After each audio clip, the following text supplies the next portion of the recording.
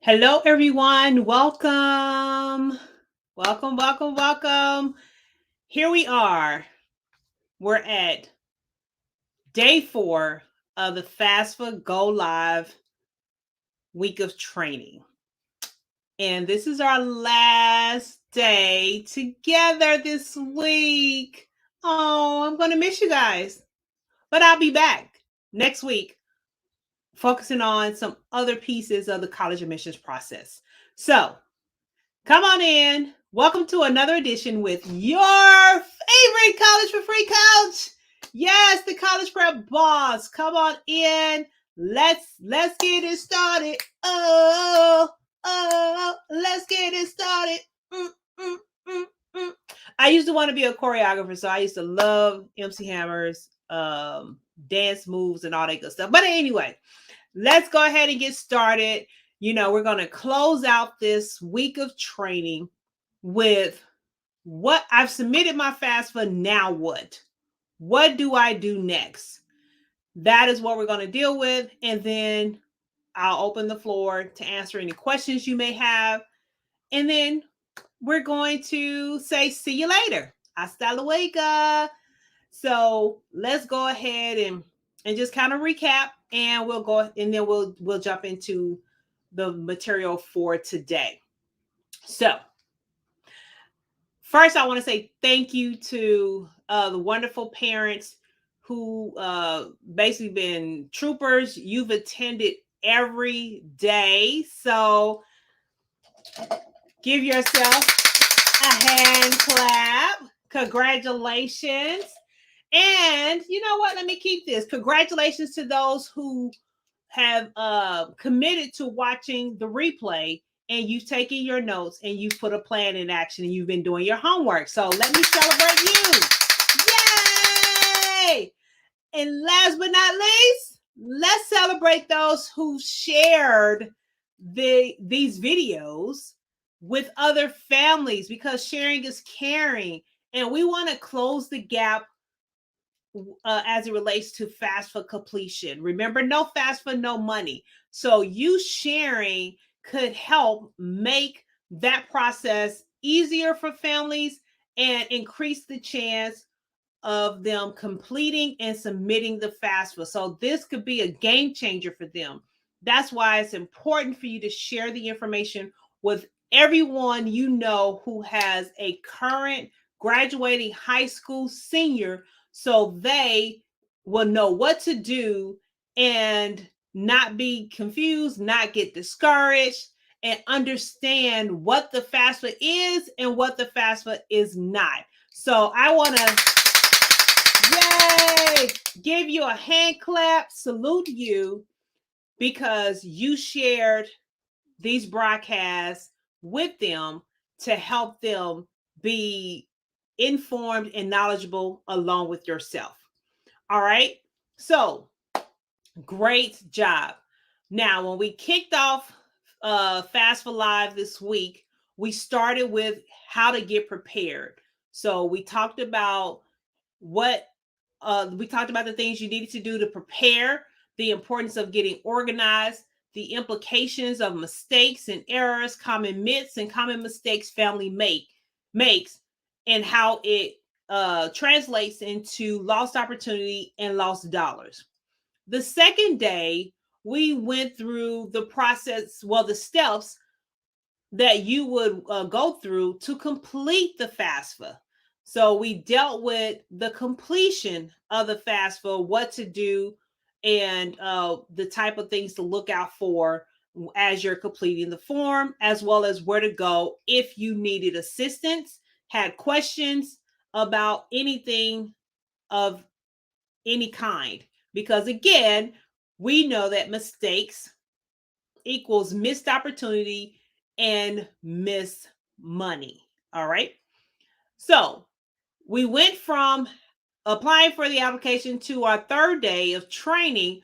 We talked about the other financial aid form you may have to complete, the CSS profile. So we discussed what the CSS profile we defined the CSS profile. We talked about the differences between the CSS profile and the FAFSA. We talked about how it's used. The schools is the schools that is assigned to, and what applying or completing the CSS profile application entailed.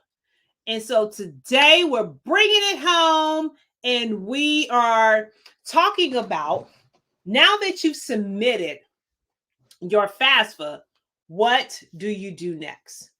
What do you do next? So that you'll understand what to expect. It was important to make sure we close the loop, and then we'll open the floor for questions. So take this opportunity, share with your network, tag somebody in the post and let them know, hey, the free FAFSA live session has started, and we're about to get into the meat and potatoes, and you missing out. So you need to join right now, because Coach T is about to go in. All right. Who's with me? Who's with me? Raise your hands in the air and wave them like you just don't care. All right. If you are down with Coach T, everybody say, oh, yeah. All right. So let's get it started. Let's get it started. All right. So we've prepared. We've applied for the FAFSA. What should I expect next? What should I do next? What does that look like? So let's start with this piece. So once you submit your FAFSA, and I talked about this particular report throughout the week, the student aid report. So the acronym is SAR, S-A-R. So your student aid report, after you submit your FAFSA, you will get your student aid support around 3 days. As long as you've completed the FAFSA in its entirety. Remember, we talked about how you know that it was properly submitted, your confirmation page, the confirmation emails. If you get all those pieces, you should get your SAR within 3 days if you did it online. If you signed online or through the app, you should get it in about 3 days. Now, you should get it in about 3 days. If you decided to do the snail mail approach, where you wanted to download the PDF, complete it, and mail it in, from the time they get it and process it, all that takes time. You should get it around 3 weeks. And that could change, because I'm not sure if you listen to the news, but the whole timeline, the timing around the delivery of mail is being extended. So if you hadn't heard that news, go ahead and check it out. So it's going to take longer for mail to get to people. I don't recommend that approach. Do it online or do it on the app. Be done with it. Keep it moving. But in the event, if you have to, for some reason, just know that it can take around 3 weeks, and that time frame can be longer because of what's happening with the United States Postal Service. But the SAR is important and is critical for you, because it is basically a summary of everything that you submitted. When you get it, you need to print it. You need to log into FAFSA.gov and you need to print the SAR. So remember, whenever you log in, you're going to log in with your FSA ID, and you're going to click on the appropriate school year. Because if you pick on the wrong school year, you're going to be like, wait a minute, it's not there. So make sure you click on the right school year. And by doing that, it also allows you to check the status of your application if you have not yet received your SAR. So if you didn't get it within those 3 days, you can log in and find out what the status is. But once you get it, I strongly recommend you print it. I hope y'all heard the emphasis I put on that. Print it out. Because what you need to do once you print it is review it line by line. And while you're reviewing it is, you need to make sure everything in there is accurate and is correct. Because remember, mistakes cost you money and it costs you opportunities. This is your opportunity to see if there are any mistakes or any errors. And if there are, then you have the opportunity to correct them. So print it out is what we talk about in corporate America. We talk about, hey, submit your work and let it get redlined. Redline it. If there are no corrections, then hey, great. But if there are corrections, get those corrections in ASAP. ASAP. I made that past tense. That don't even, okay. Get it in ASAP. Y'all know what I mean. Now, if you use the IRS DRT process, you know, that whole data retrieval tool where everything was transferred from the IRS to the FAFSA, your tax information will be encrypted on your SAR. So know that information is not going to be visible or legible for you, because again, it's all about protecting your identity as such. So, but everything else you want to verify. So that's the very first thing you're going to do. Now, there were many layers to that. So basically review that SAR, and part of reviewing it is pulling it up, printing it out, redlining it, looking for mistakes or errors. If there are mistakes or errors, identify where they are, identify what the correction should be, log in, make the corrections, resubmit. That's what you're doing. Okay. Now I kind of merged step 1 and 3 together, but it just made sense to talk about it here as well. So it is what it is. So that's the first step. Now, the next thing you want to look at once you verify the information is correct, you want to review your EFC. Now, you can look at it if the information is not correct, but that EFC could possibly change. So if you have corrections, you need to make those corrections first. So that way you can ensure what you're looking at with the EFC is correct, because that EFC is going to give you information you need. We talked about that on Monday, and you want to make sure you're dealing with the right type of details. All right.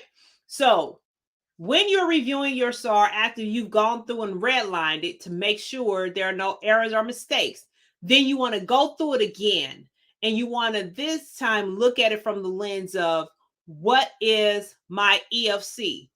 So going back to Monday, EFC stands for Expected Family Contribution. Expected Family Contribution. And if you recall, I said in layman's terms, expected family contribution is how much at a minimum the government feels you can pay towards your child's education. Translation, this is the number you should be prepared to provide at minimum per school year. Okay?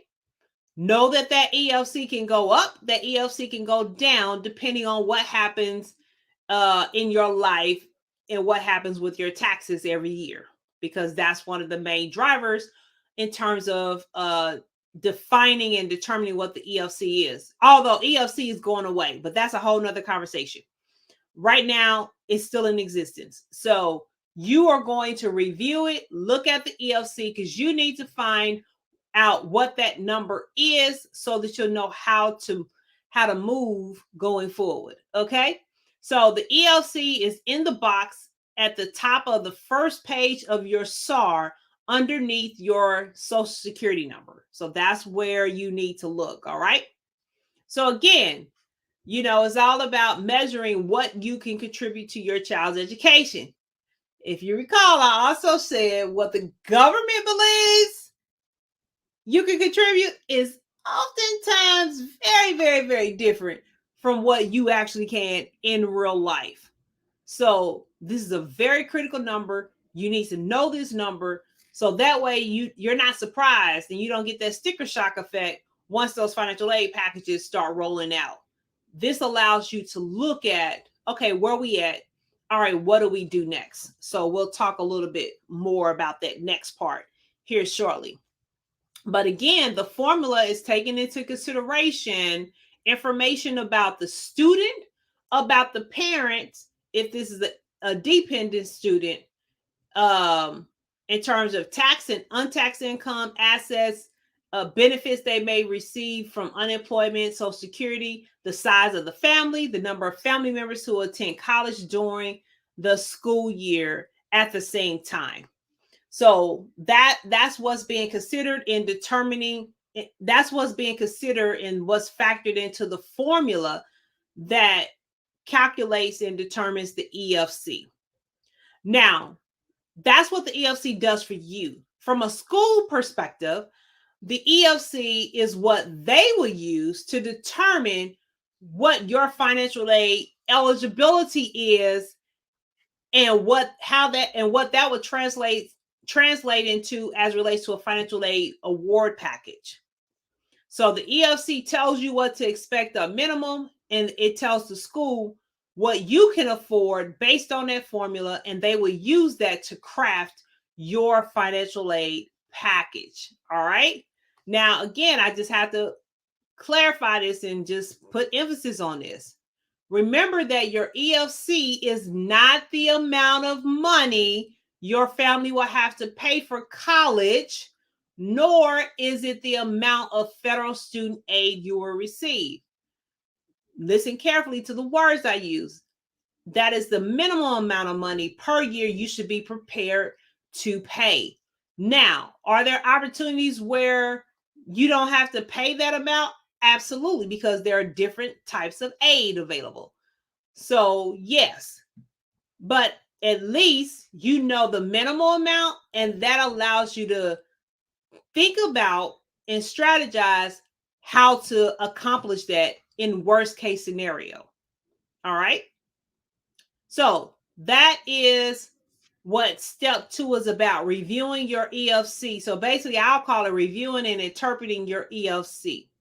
Step 3, I mentioned earlier, 1 and 3 were merged together. You're going to make corrections if you need to.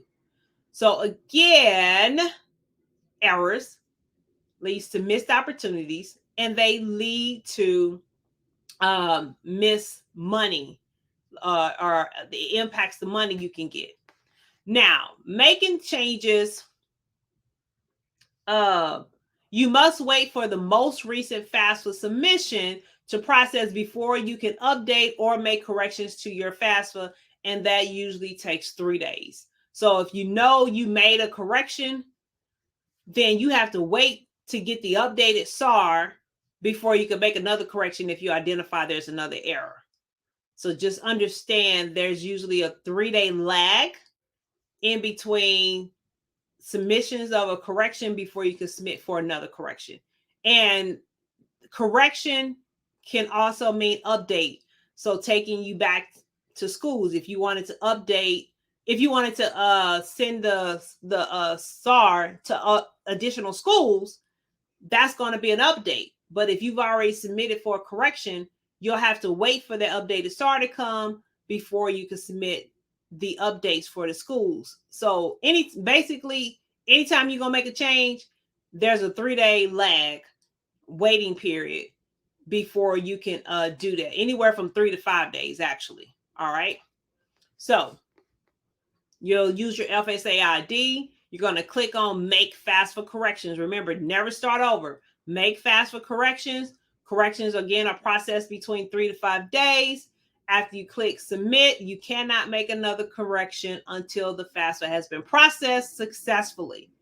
All right? Now, if you have any questions, again, you call the 800 number. Okay? You call the 800 number. Now, number 4. Sorry. Getting close to bedtime, seem like it. So the next item you want to look at as it relates to getting your SAR, or looking at the totality of the information coming back to you, you want to review your financial aid history. So this is typically the last page of your SAR, and it includes information about your financial aid history, specifically student loans you have taken out. Now, this is applicable to parents who basically are doing the FAFSA again for their college student. Because remember, you have to do it every year. Every year, you're going to have to go through this process. So step 4 is for those families. If this is your first time doing the FAFSA because you have a incoming college freshman, you're not going to have any history. But the reason this is important and why you want to look at the history, because we want to try to be fiscally responsible. It's an opportunity to see where you're at in terms of borrowing. If you got student loans, it allows you to review and understand the terms and conditions of the loans and see what that amount is of how much you've borrowed. Okay, so that's what step 4 is all about. Now, step 5, what you want to do is now double check your schools. So after you reviewed everything else, you want to make sure and double check with your financial aid offices at the schools you apply to. Let me tell you, this is very, very common. School information is transmitted to them. They may get it, they may not get it.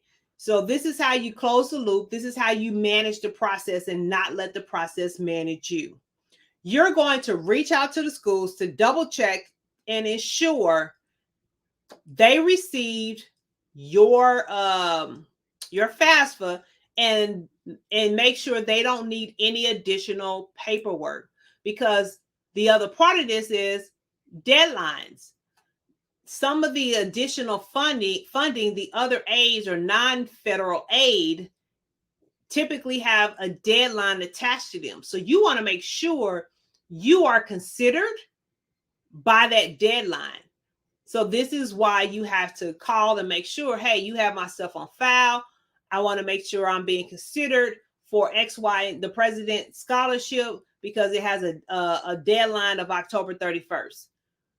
So those are the types of things you want to verify, because again, we're not leaving money on the table. We're taking all we can get. All right.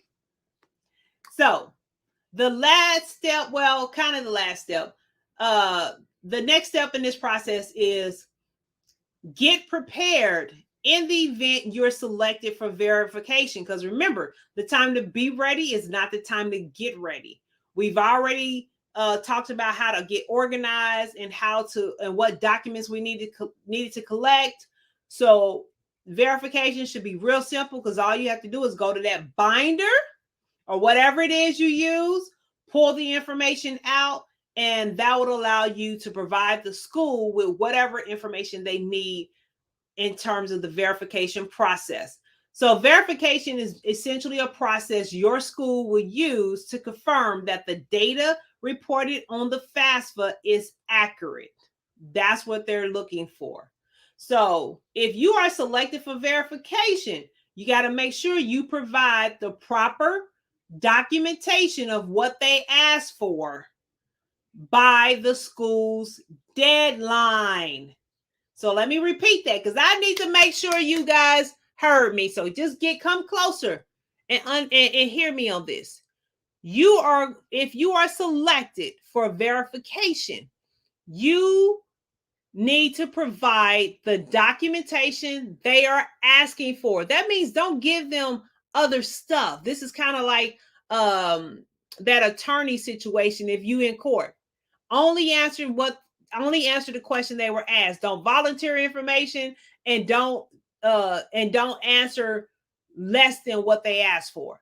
Give them what they asked for, nothing more, nothing less. So give them what they asked for and do it by the deadline. Because if you don't, you will not be able to receive aid. And I don't know about you. If you don't receive aid, how's college going to get paid for? How are you going to have help paying for college? Because if you don't receive aid, that means you have to write the entire check. You have to foot the entire bill. So meet the deadlines. That's why we keep stressing. Check your emails, check your emails, check your emails, check the spam. Check the emails to make sure you're not missing anything. All right.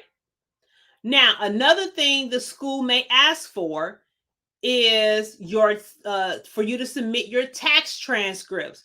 Now, I know this is probably going to be a very challenging area because IRS had a major backlog with their taxes, and some people taxes actually may not have been processed yet. So if it's electronically filed, you should have a greater chance of it being done versus if you mailed it in. All right. So just kind of be mindful of that. But they may ask you for your tax transcript or sign tax forms as part of the verification process. So you can go to the IRS website and type in tax transcript, and you can go through that process. You know what? It may not even hurt. I would actually say go ahead and do it and pull it down, because you can actually download the file and print it and add that to your folder. Knowing that they're going to ask for it, you would already have it. Okay. It's a pretty simple process. Now, let me tell you something about that tax transfer, that tax transcript request. Pull your taxes and make sure you enter the name exactly how it is on your taxes. Because let me tell you, I went through the ringer trying to pull my tax transcript because it is very sensitive to how it is set up on your tax form and how you input it when you do the tax transcript request.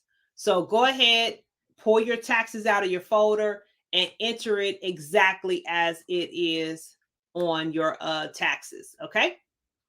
So that's step number 6. Now, this is a Tameka step. So step number 7, we're rounding this off with 7, completion. Step number 7 is where you're going to look at the EFC and assess whether or not you need to shift your school list. So let me just explain what that means. You know, one of the things we do with our clients is we look at everything from not only is it a good fit emotionally, socially, is it a good financial fit? You know, I liken it to this. Sometimes we select schools is like relationships. You're in a relationship with somebody who's just not that into you. Sometimes we select schools who's just not that into us, meaning they are a mismatch in terms of financial fit, and we try to make it work. So we're basically trying to put a square peg in a round hole. That it just doesn't work. Okay. So you want to look at that EFC and determine, do we have the right type of schools on our list? Because you go back to Monday, I touched on it a little bit. I didn't go as deep into that level of explanation. That's something we do with our clients. But understanding whether or not a school is a need-based funded school versus a merit-based funded school is very, very critical. And that EFC helps you to gauge whether or not you have the right type of schools on your list, because selecting the wrong type of school, again, can create a financial mismatch. So basically, step number 7 is seeing if there is a financial mismatch with the schools on your list based on what your EFC is. All right. So you want to do that because now is the time to add more schools to the list. All right, you know what? We've been targeting the wrong type of schools. We need to add some schools to the list. We need to see what other schools have been reaching out to us and asking us to check them out, because these schools are probably going to give us more money. So we need to stack the deck so that we can be in position to possibly negotiate our financial aid packages. Did you not know that? Yeah, I just kind of eased that in there, said it real calmly. But guys, you can negotiate your financial aid packages, but you got to have the right type of information, the knowledge on how to do that. But knowing that you can do that, I just want to drop that with you. I can't give you too much because that's what we do with our clients. And I can't give away all the secret sauce. So I wanted to at least give you that level of detail so that you can understand there are many layers to this, and the implications of the decisions you make at this point in time will really dictate what type of financial aid packages you will get in your inbox come late February, March, early April. All right. So again, if you have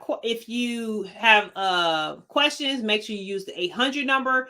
They're there to help you. I would even follow them on their social media pages because they do host FAFSA webinars, FAFSA sessions, and all those good things. And they typically do them like later in October. And remember, I said, hey, early bird gets the worm. So some of those sessions are usually for me later in the process. That's what, because my clients, I've already told them October 15th is your deadline. So that's where we at. But that rounds out the FAFSA Week Live. This completes the cycle of the process. When you talk about FAFSA, it's submitted. What do I do next? So are there any questions? Anybody have any questions?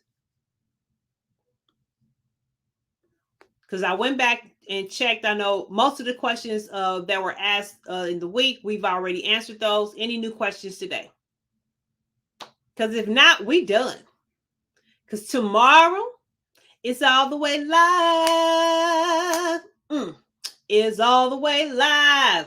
Tomorrow, FAFSA will be live.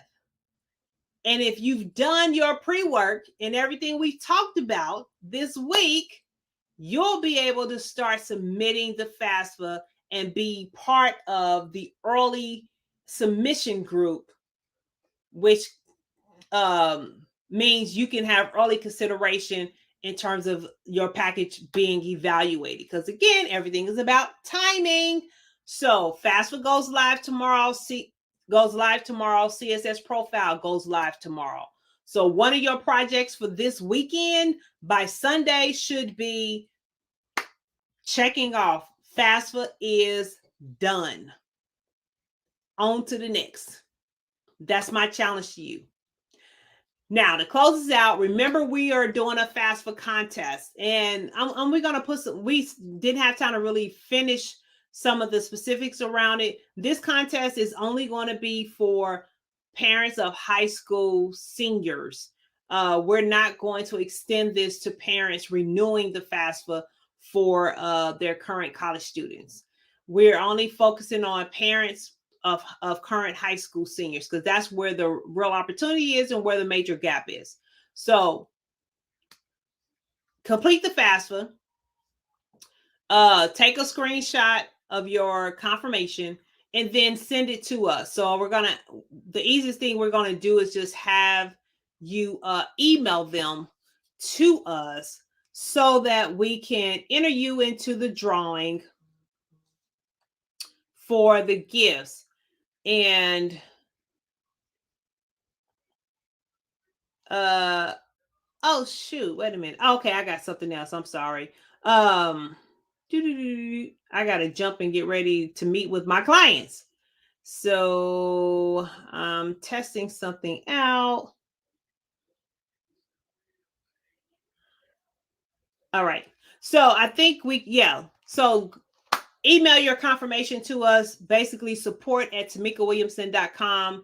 That's going to probably be the easiest way. We'll enter you into the drawing. Remember, we're going to do a drawing for $100 gift card, and the grand prize drawing winner will be able to have a strategy session with me on how to maximize their aid so they can get more money during this financial aid cycle. So no questions. Thank you for joining. The time to be ready is not the time to get ready. So let's continue to be diligent in staying ready so we can take advantage of every opportunity afforded to us.